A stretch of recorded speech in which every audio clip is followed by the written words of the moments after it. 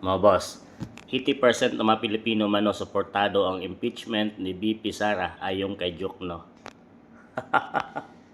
Ano mga boss, isa ka din ba sa 80% ng Pilipino na sinasabi nito ni Jokno na pabor sa impeachment trial ni VP Inday?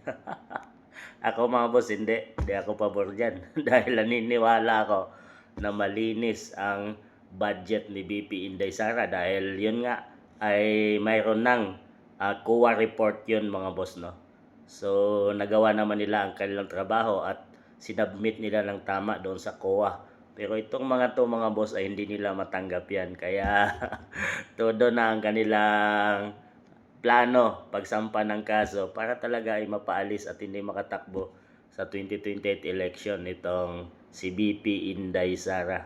Yan mga boss, sumang-ayon na rin kayo dito kay Jokno. Isa din ba kayo sa mga 80% daw na Pilipino? Ang dami 80%. So 20% lang ang hindi sang-ayon pala. 80% sang-ayon na i-impeach ang ating Vice President mga boss. Ano nangyari?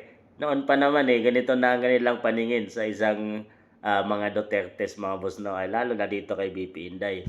Dahil nga ay takot na takot sila na ito ay makatakbo at manalo sa 2028. Yan talaga ang kanilang target. Itong mga dilawan, pinklawan na to mga boss.